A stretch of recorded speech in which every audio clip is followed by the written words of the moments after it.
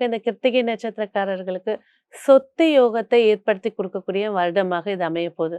எப்படிங்க இவ்வளோ கடன் இருக்கு, இவ்வளோ பிரச்சனை இருக்கு. எப்படி இருந்தாலும் சரி, கிருத்திகை நட்சத்திரத்துல பிறந்தவங்களுக்கு குரு தசையோ, இல்ல குரு புத்தியோ, அல்லது குரு அ சுக்கிரன் புத்தியோ ஏற்படுது அப்படின்னாக்கா, கண்டிப்பாக இந்த வருடம் உங்களுக்கு ஒரு இடயோகமோ, இல்ல ஒரு பூமி யோகமோ ஏற்படுத்தி குடுக்க போகுது. குழந்தைகள் குழந்தைகள பொறுத்தவரைக்கும் படிப்பு விஷயத்துல இன்னும் கொஞ்சம் அதிக அக்கறை எடுத்துக்கிறது சிறப்பாக நல்லா தான் படிக்கிறாங்க. ஆனா, இந்த லாபஸ்தானம் சொல்லக்கூடிய இடத்துல இருக்கிற ராகுவும், 12ஆம் இடத்துல இருக்கக்கூடிய மந்தனும், இவங்க 2 பேருமே இவங்களோட மைண்ட வந்து ரொம்ப ஏன்னா இவங்க 2 பேருமே சூரியன்ற கிரகத்துக்கு பகை கிரகம்.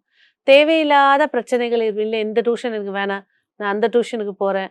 இங்க எனக்கு ஃப்ரெண்ட் இல்ல. இந்த மாரி சின்ன சின்ன விஷயங்கள் தான் அவங்களோட படிப்புக்கான தடையும் ஏற்படுத்தி குடுக்கும். அதே நேரத்துல தேவையில்லாத கவனங்கள்.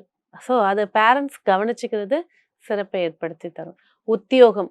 உத்தியோகத்துல யோகத்த சந்திக்கக்கூடிய நட்சத்திரம் கிருத்திகை நட்சத்திரம். அதுலயும் அரசாங்க உத்தியோகம் காத்துட்டு இருக்கிறவங்களுக்கு இந்த வருடம் சுப செய்திகள் காத்துட்டு இருக்கு. சொந்த தொழில் செஞ்சுட்டு இருக்கவங்க கண்டிப்பாக கொஞ்சம் கவனமா இருக்கணும்.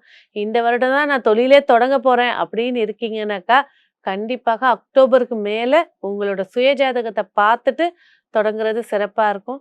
ஸோ இல்லாத பட்சத்துக்கு அப்படின்னு பார்க்கும்போது பார்த்தீங்கன்னா, அந்த ராகு வந்து போகத்தை ஏற்படுத்தி செஞ்சா இங்க போயிட்டா வாய்ப்பு வந்துரும். இந்த போயிட்டா இந்த பிரச்சனைக்கு இந்த கான்ட்ராக்ட் எடுத்துறலாம். எல்லா வலையும் விரிச்சுட்டு கடைசியில கட்டி மூட்டை தூக்கி போட்டுரும்.